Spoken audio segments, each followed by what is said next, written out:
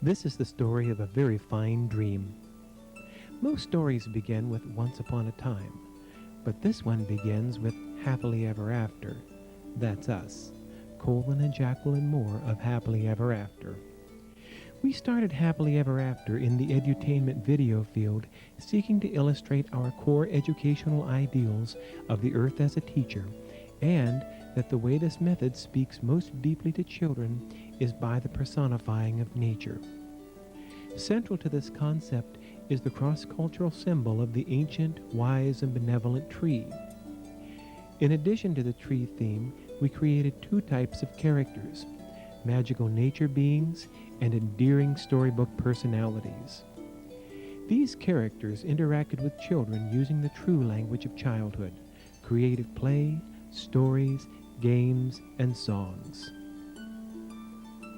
Our characters were forest fairies and tree spirits of the earth realm, but also the very homespun Grandpa Gardener. Mermaids and sea wizards were the magical element of the water kingdom, but also included the lovable old storytelling sea captain. The video's Enchanted Garden of Childhood and Playday depicted a return to the simple and enchanted days of early childhood, where the ordinary easily became extraordinary in the eyes and experience of a child. Our purpose was to help parents create a cozy, protected environment where children were free to explore their creativity in art, music, dance, and free play. Our videos had just begun to gain regional popularity when in July 1995, the owners of Tokyo Disneyland, Oriental Land Company, asked to see our work. We designed a special program featuring our nature characters, gathered a lovely group of children, and when the executives from Tokyo arrived, let them witness firsthand our original interactive nature program. Our Butterfly Princess, Earth Blossom, Grandpa Gardener, the old sea captain, and others led the children while the OLC representatives moved freely in and about the program. We wanted to show them the endless possibilities that existed when these archetypal nature characters would capture children's attention, engage and inspire them, and then become in effect artistic playmates. We gave the children experiences in the natural kingdoms of air, earth, and water to illustrate our philosophy of the earth as the teacher. It was during these program sessions that Oriental Land Company shared with us their plans to build the world's most innovative children's creativity center at the Tokyo Disney Resort, and they asked us if we would consider aiding them in this venture. As soon as they showed us their rough draft, we knew on a heart level that we were on a mission. This was because nearly all of the ideas presented to us from their designers were completely unsuitable for children, in that they were overstimulating and in some cases truly frightening. Our presentation was such a success that the Oriental Land Company embraced not only our program ideas, but hired us to advise their architects on the proper design of the building that would house our interactive programs.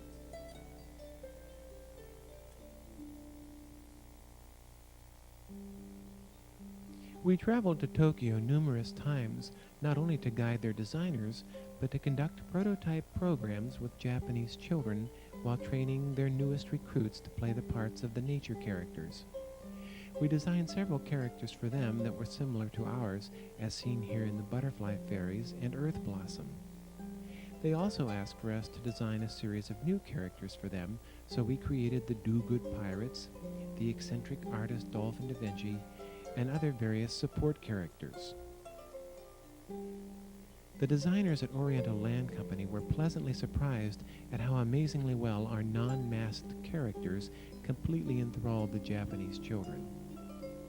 We knew from our vast experience with absolute certainty that when particular archetypes and developmentally appropriate themes are utilized, it will speak universally to children.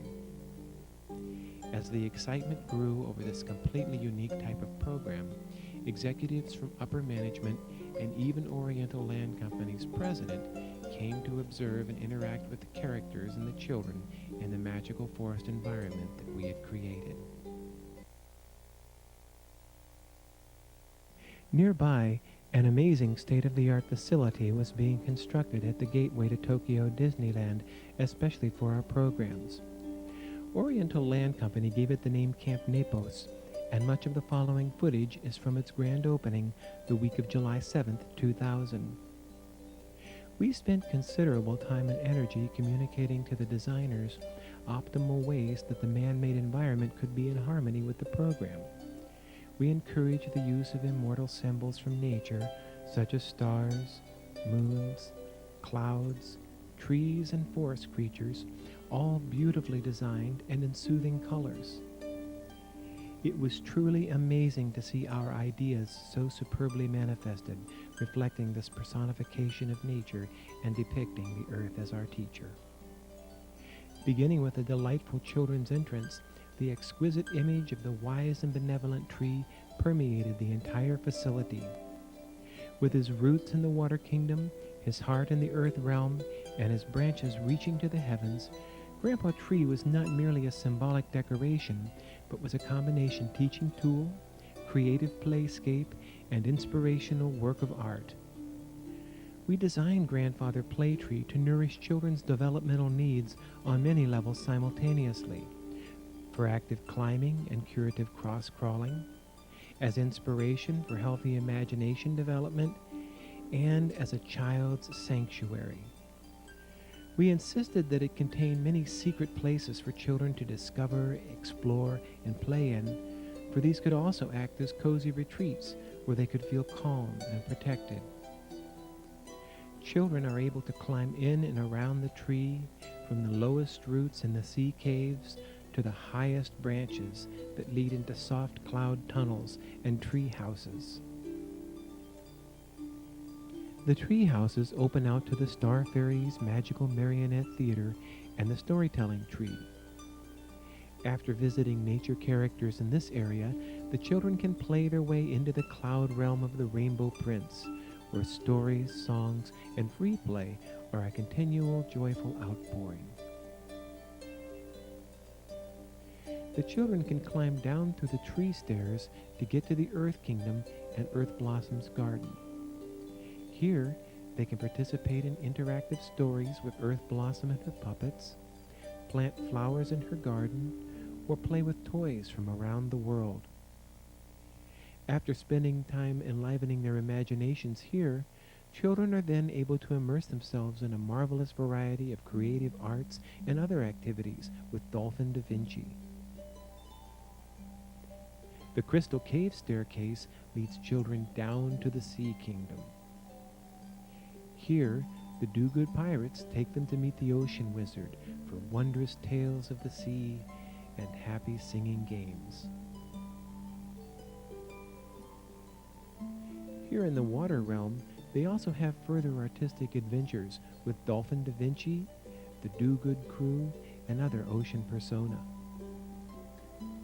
The characters we created for Camp Nepos symbolize the elements of mankind's mythologies that are culturally universal and intuitively grasped by children. Our style of aesthetic environment mirrors the interconnecting microcosms of nature and show children the oneness of our world. Being located at Tokyo Disney Resort will enable millions of Japanese children to be touched by a new yet ancient kind of magic. Our vision is for this philosophy and other even more enchanted environments to be accessible to children throughout the world, giving them uplifting and healing experiences for their imagination and creativity. That's why we call ourselves and what we do Happy Forevermore.